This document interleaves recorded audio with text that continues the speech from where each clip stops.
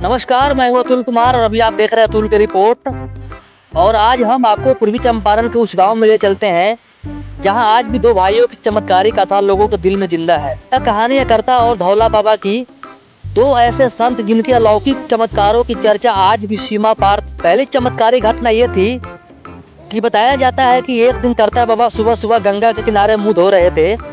सामने मिट्टी के छोटा सा टीला बना हुआ था, उसी पे वो बैठे हुए थे। इसी दौरान बगवा बाबा उनके तरफ आते दिखाई दिए। भाई धौला बाबा ने कहा कि भैया बगवा बाबा आ रहे हैं, चलिए उनका स्वागत किया जाए।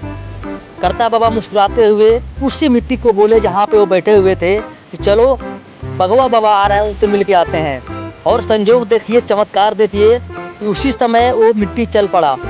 आगे जाने के बाद में धौला बाबा जब उनको तभी तुरंत बगवा बाबा नीचे उतरे और उनको वापस प्रणाम किए। बगवा बाबा बोले कि हम तो बाग पर चल के आ रहे थे, लेकिन अद्भुत आपकी माया है कि आपने निर्जीव वस्तु यानी मिट्टी को ही हाँक दिया और मिट्टी स्वयं चल के आपको मेरे पास लेने के बाद दूर दूर तक लोग इनके प्रशंसा करने लगे और इनके चमत्कारी गुण को जानने लगे। दूसरी कहानी यह है कि एक बार दोनों भाई अपनी झोपड़ी में खिचड़ी बना रहे थे। उसी समय बेतिया राज के राजा पहुंचे और उस दौर में बेतिया और हथुआ राज में बीच संघर्ष चल रहा था। या बोले बाबा आशीर्वाद दीजिए कि कल हम विजय प्राप्त करें। करता बाबा स्वर शांत करके बोले तुम्हारा डिग्री हो गया है, तुम परेशान ना होकर बैठकर प्रसाद पाओ। और कुछ ही देर में सिपाही आकर राजा को बोला कि राजा साहब हम लोग को विजय प्राप्त हुई और हम लोग जीत चुके। यानी धौला और करता बाबा का ये भविष्यवाणी सच हुई। इस घटना के बाद उनको और दूर दूर तक लोग जानने लगे। और तीसरी कहानी इतनी प्रसिद्ध है कि छोटे छोटे बच्चे भी इनको आज भी गुनगुनाते हैं। कहा जाता है कि गंगा के उस पार से एक अहीर की पत्नी दही लेकर के इस गांव में बेचने आती थी। दही बेचते बेचते काफी समय निकल गया और संध्या के समय वापस जाने के लिए उसको कोई भी नाव नहीं मिला। वो गंगा के किनारे बैठकर रो रही थी। तभी धौला बाबा जाकर के उनसे पूछे कि आप क्यों रो रही हो। उस महिला ने कहा कि मुझे नदी के उस पार जाना है और काफी लेट हो गई है और कोई नाव नहीं मिल रहा है। अगर आज मैं घर वापस नहीं गए तो मेरे छोटे छोटे बच्चे हैं वो भूख के मारे मर जाएंगे। धौला बाबा ने कहा ठीक है, मैं तुझे उस पार कर दूंगा, लेकिन ये बात तुम किसी को बताना मत। और धौला बाबा ने गंगा को बोला कि गंगा तनी साइड हो जा। ऐसा बोलते ही गंगा रास्ता खुद ब खुद देने लगी और आगे आगे धौला बाबा और पीछे पीछे उस महिला को लेकर के नदी पार करने के बाद जब महिला अपने घर गई तो उसका पति जो था बहुत खड़ूस था।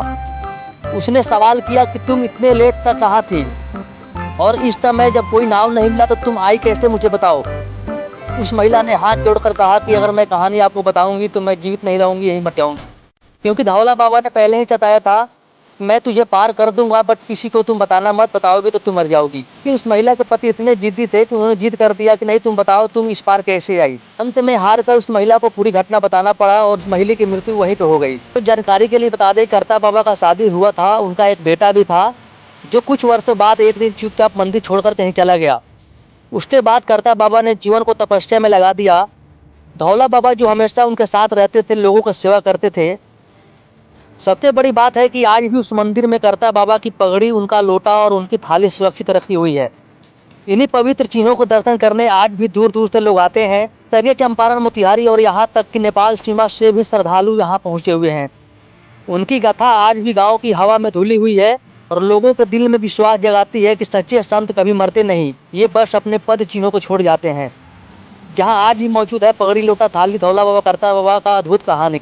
मित्रों, अगर ये कहानी आपको पसंद आई हो तो कृपया आप इसे शेयर करिए, अपने मित्रों तक पहुंचाइए। और आप अगर दर्शन करने आना चाहते हैं तो सबसे पहले मोतिहारी जिला केसरिया में आपको आना पड़ेगा। केसरिया में आकर के आप किसी से भी पूछेंगे कि धौला और करता बाबा के मंदिर पे जाना है, कोई भी ऑटो वाला, कोई भी रिक्शा वाला या कोई भी व्यक्ति आपको आसानी से उन तक पहुँचा देगा।